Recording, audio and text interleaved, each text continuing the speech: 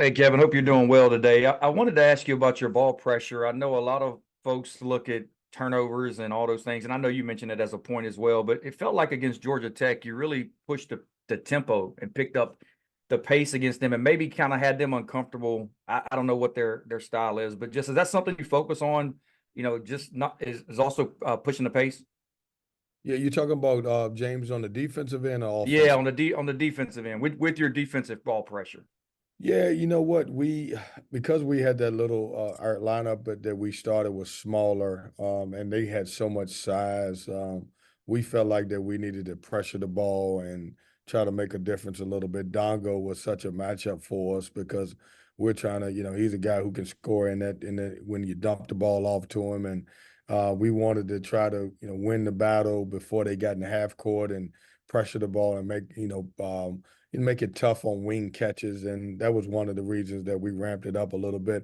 When you insert another guard, it gives you another guy who can pressure the ball and be able to deny the basketball and get into our presses. Next question is Noah Fleischman. Go ahead. Good morning, Coach. Casey has shot more free throws this year than he has in any other year of his career. What do you think has led to kind of the uptick in getting to the line for him? Noah, I think one of his deals is, it's a blessing a little bit. He wasn't making shots a few games ago, and because the shot wasn't going in, we said, hey, let's figure out how to score other ways, and whether it's getting an offensive rebound, and he started taking the ball to the rim and getting to the free throw line, and I think he's found some type of positive out of the way because he didn't shoot the ball early a few games ago or well. And it's kind of helped our team because he's been very efficient when he can get into the paint and get to the free throw line. But he's probably been our best paint touch guy over the last 2 weeks. And then has that become an emphasis throughout the whole team of just driving the ball a little bit more, getting to the rim rather than trying to rely on threes falling? Yeah, it was. I thought if you look back at the Georgia Tech game, I thought in that first half we really settled for a bunch of outside shots. And at halftime we talked about driving the basketball and getting somebody else an opportunity, driving kicks. And once we did that, we saw a different game, and it turned around for us offensively. Corey Smith. Go ahead, sir. Hey, Kevin. We've talked a lot about Casey and Michael O'Connell and DJ Horn over the last week and their emergence, but look at a guy like Jaden Taylor, what he's been able to do offensively. How important has that been in these last two games and for his confidence overall as well? Yeah, Corey, I'm super proud of him because we've asked him to, be the defensive stopper on the basketball on the team. And he's had some moments where, probably a little frustrated for him offensively because his shot wasn't going. And to your point, I don't think he's got a lot of recognition for the last couple games where we really played well, but he's played well. He's moved the ball, he's drove the ball. He's done a good job of getting out in the passing lane. And, over this 2 game stretch, I thought he's been as important as anybody with his play, especially on both ends of the floor.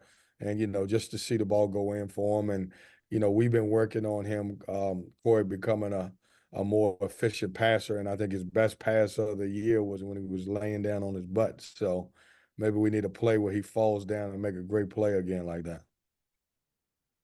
Thanks, Kevin. Got a David Teal. Kevin, in your first game against Virginia this season, you guys shot better than 60% inside the arc. And then the second game, not so much. Was that more you, or has Virginia's defense gotten that much better, especially on the interior with Jordan Minor? Yeah, I think in that game, that particular game, David, it was a combination of both. I would say to you, as most teams are, Virginia's defense has always been good, but they're really good at home. Really, really good at home. But they've grown as a team. They've gotten better. And so they've been able to, defense typically travels with you. So it's happened for them on the road. As far as we go, I thought in the first game we really moved the ball a lot. I thought in the second game it got stuck a little bit, and it's the wrong team to have the ball stick because they're really good at defending you late in the shot clock. But I think it's a combination of both. I think they've gotten better. I think they're really elite at home defensively, but they've taken some major steps on the as far as on the road defending. Go back to James Henderson. Yeah, Kevin, can you give us a quick scouting report of Pittsburgh?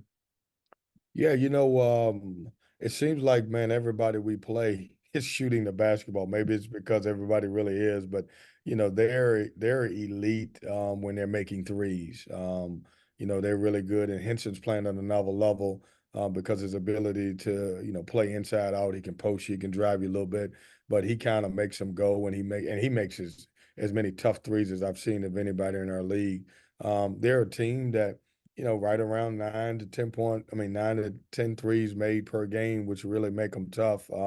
They got great size. It's, those two guards who we're calling freshmen, but because now we're in February, I'm calling them as sophomores. They've been really good, very aggressive and driving the basketball. But I think, he's done a good job. This team can defend you. They can sit down and guard you. They really rebound the basketball, and they're kind of playing really good basketball together. Thanks, Kevin. Go back to Noah Fleischman.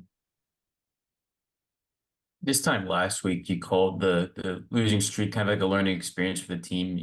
Over these last 2 games, have you kind of seen that, pay off, after going through that adversity? Yeah, what we try to do, Noah, is try to stay in the moment. You always, as coaches, you try to look at, what happened. Well, here's what happened. We didn't play particularly well at Syracuse, and you play Virginia where you don't play well in the first half, but it goes to overtime. The game can kind of go either way.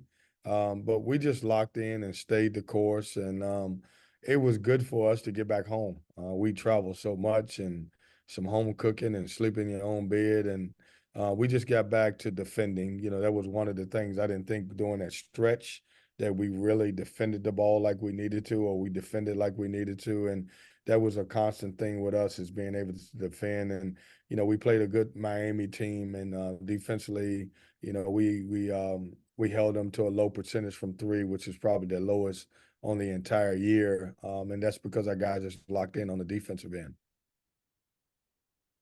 All right, Kevin, last question will come from JC Zemble. Go ahead, JC. Sometimes I think when you guys go with the small ball lineup, you really want the other team to adjust to what you guys are doing. Have you always taken the approach that they need to adjust to you, or are there times where, a Blake Hinson type or Andrew Carr this week where like, okay, I might have to make some adjustments ourselves? No, I kind of disagree with you. It's kind of, hey, we were in those 2 games, we were going to start that lineup no matter what, the other 2 teams did. And, we try to, I wanted, after we had dropped a few games, we wanted something different. Of course, when you look at scouting, you're going to look and see, hey, who's the other team, what they have. But what we've done, JC, is try to figure out, who can give us the most on both ends of the floor. And the practices kind of determine which way we go. And, with Casey Morcell playing at small guard 4, it helped us the last couple of games, but that could completely change. I mean, Blake's a tough matchup, and it's a really good team, and Jeff's team's got a lot of size, and so it could be different. But we kind of haven't adjusted. It's kind of, I went with who has been playing well for us and what could give us the best opportunity to win.